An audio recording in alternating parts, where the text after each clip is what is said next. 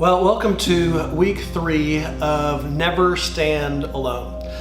So far, we have learned that although we're created for connection, we tend to drift towards isolation. We do things, we make decisions, we react, we recoil from people, and it tends to isolate us. Then last week we learned and we talked about the fact that although the pain of standing alone is real, it's not something that we can just dismiss out of hand, it's a legitimate thing, that the joy of walking together is incredibly priceless, and it's something that we should strive for and fight for. And today, I'm going to share with you how to find your tribe. Now, I know that seems a little bit, I don't know, what shall we say, a little cultural right now. You know, everyone's talking about your tribe and finding your tribe and all these different things. And I'm not meaning to be trite in any way. I'm really meaning it in the way that we use it. That group of people that is your people, right? It's the people that you gravitate towards. It's the people that you hang out with. It's the people that understand what makes you tick. It's the people that help you become better and a better version of who you are. So finding your tribe is really an essential thing. It's really important. And the first reason is because if you've got the wrong people in your tribe, it's going to equal wrong results. I love a quote. I love Benjamin Franklin. He's one of my favorite founding fathers, and it's really not because necessarily of his life. It's because he was eminently quotable. If I ever thought about doing something on a side, I think I would just create Benjamin Franklin statements on t-shirts, and I'd probably be a millionaire because they're absolutely hysterical and spot on. And one of my favorite ones he wrote in Poor Richard's Almanac, and this is what he wrote: "He that lieth down with dogs shall rise up with fleas."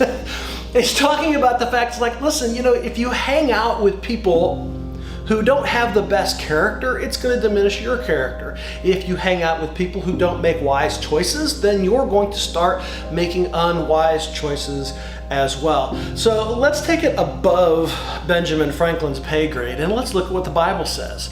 Proverbs 13:20 says this: "Walk with the wise and become wise, for a companion of fools suffers harm."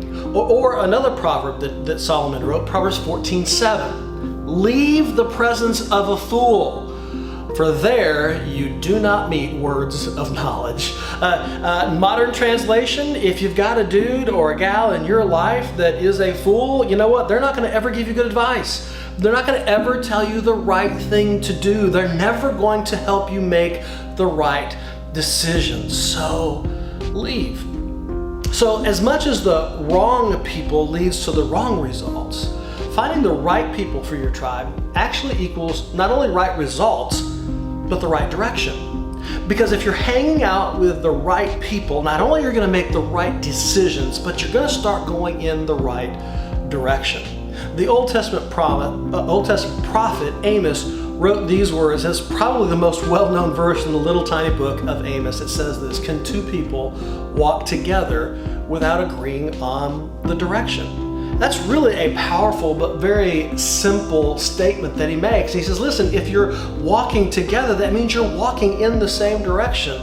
So if you've got the right people in your tribe, not only are you going to make the right decisions and therefore have the right results, but you're going to walk in the right direction, which brings us to our big idea for today. The distance between where you are and where you could be is determined by the people around you. The distance between where you are and where you could be is determined by the people around you. The people that you surround yourselves with are going to be the people that will determine how far you go in life, how far you go in your walk with Christ, how great of a dad, mom, a sister, a brother, a son or a daughter, a businessman, a home wife, whatever your goal is in life is going to ultimately, and the success of it is going to ultimately determine, at least in part and a major part, by the people that you surround yourselves with. So you have to make sure that you've got the right people in your tribe. So I want to give you 3 steps to finding the right people. 3 steps to finding your tribe. The first step is this: serve with others. Serve with others. It's a really simple thing. 1 Peter chapter 4, verse 10 tells us that we all have been given a gift. It goes like this: God has given each of you a gift from his great variety of spiritual gifts. Use them well to serve one another. God's given each of us a gift, and so we're to use that to serve other people. But you might be going, well, what does that have to do with finding my tribe? What does that have to do with never standing alone? Well, let me tell you this. One of the best ways to get over what you're currently under is to reach out and serve somebody else. One of the best ways to get outside of your own space and outside of your own problems is if you begin to serve someone else. And here's what's cool. If you begin to serve someone else, then you're going to begin to serve alongside someone else. And you're going to begin to build that relationship. Some of the coolest stories we've ever heard at Friendship begin with, well, I volunteered. And then the story just goes on from there. Because there's something unique about getting on the same page with other people and doing something not for yourself, but for someone else. And when you begin to do that, you build a camaraderie, you build a friendship. We have a team at Friendship, and I've mentioned them before, but this is the perfect opportunity to do so again. It's our clean team. Now, in the last year, 2 of the people who serve on this amazing team have gone through the painful process of losing a parent. And in both cases, this team, this group of volunteers rallied around them. They encouraged them, they supported them, and they gave them hope. Because see, it wasn't just about serving somebody else. It was about serving with somebody else and doing something together. There's a camaraderie, there's a bond, there's almost a brotherhood, if you will, that begins to happen when you serve alongside others. And Proverbs 17:17 says, a friend loves at all times, but a brother is born for a time of adversity, a time of difficulty. So the first step is serve with others. Find something that you can do. Find your gift and do something else. The second one is to sit with others. S-I-T, to sit down. You know, our world moves at such a fast pace that sitting down and spending time with people is a lost piece of our heritage. And it's an essential piece of our sanity and our ability to find our tribe.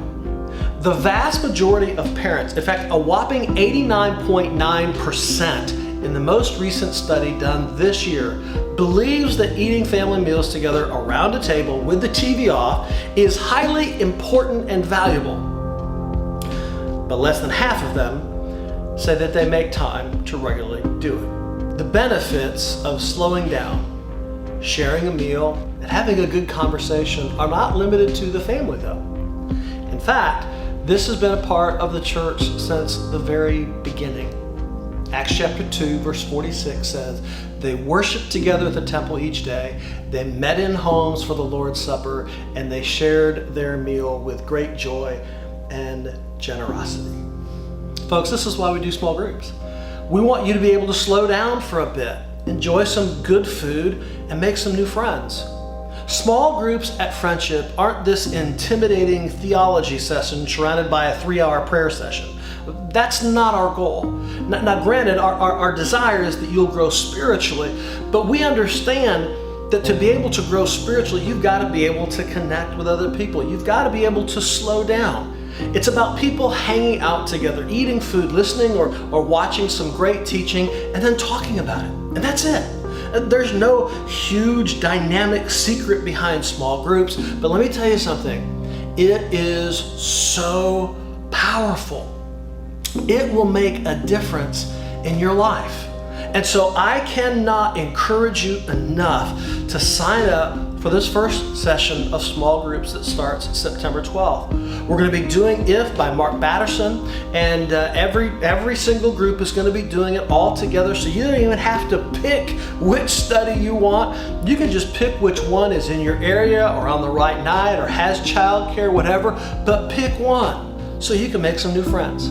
so you can sit down and slow down and learn something new, maybe about yourself.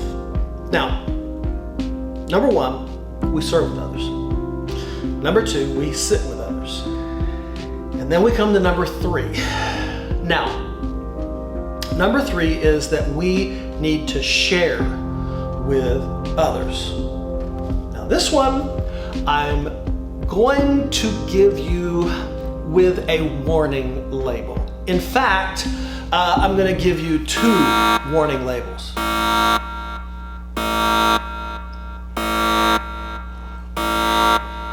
Yeah, that was hysterical. Okay. Now, warning label number 1. You should have levels of sharing, okay? Just because somebody sits next to you in church, just because you meet somebody in small group, does not mean that you should open up with all your intimate secrets. You should determine through serving with others and sitting with others, who are the people that you can be general with. You can kind of share general things that are going on in your life. Who are the people that you can share a little more specific information with, and who are the people that you can share intimate details because you know that they are trustworthy. You should always have levels of sharing. So that's warning label number 1. Warning label number 2, as far as sharing with others, is this. Don't just be a sharer, also be a bearer. Don't just be a sharer, also be a bearer. Have you ever been around someone that all they want to do is talk about how hard their life is? Or how hard something else is in their life? Or they won't stop talking about the same bad thing that happened to them 20 years ago, and they just continue and continue and continue? That is someone who is just all about themselves. But here's the problem. Galatians chapter 6, verse 2. We're going to read 2 different translations because the first word that's used there in the Greek has 2 sides of it. It's 2 sides of the same coin. Galatians chapter 6, verse 2, the New Living Translation says, share each other's burdens and in this way obey the law of Christ. So we see here that we are to be able to share our burdens with each other. But then in the English Standard Version, Galatians chapter 6, verse 2, it says, bear one another's burdens and so fulfill the law of Christ. If all you ever do is share, you never get the joy of being able to bear. You never get the joy of coming alongside someone else and encouraging them like you have been encouraged. So warning label number 2, don't just be a sharer, also be a bearer. Now, then the question I often get is, well, what do you share? I mean, I don't want to share too much. I don't want to get into too much detail. I don't want people to think I'm this evil, awful person. So what do I share? Well, share your fears. My fears? Yeah, share your fears. Share your struggles. Share your doubts.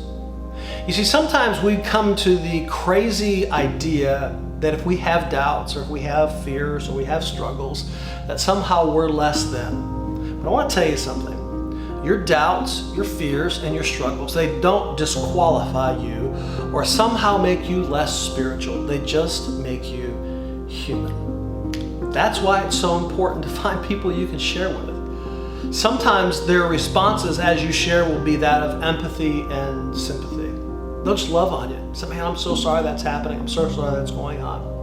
But then sometimes the response will be, I think I'll put it this way, more of a kick in the pants. And you know what? We need both of them. There are some times when you need the empathy and the sympathy, and there are other times when you need a really good, swift kick in the old backside. And so that kind of encourages us to not always be the Debbie Downer of the group. You need to also share your moments of joy, share the times that you overcame, and share about when you had faith in spite of your doubts. The bottom line, once you've served with and alongside others, once you've sat down with people and you've shared a meal and you've talked about things, you're gonna find some people that you can be real with and be even a little vulnerable and honest with. And newsflash, you've begun to find your tribe. You see, really, there's nothing magical about it. There's not some mystical thing. The reality is if you hang out with the type of people that you want to have in your tribe, you're gonna find those people. And And then you're going to be able to connect with those people. And then you'll discover the ones that you can really trust and you can really connect with on a deeper level. The people that you can do life with. Because life isn't meant to be done alone. And God never meant for you to stand alone.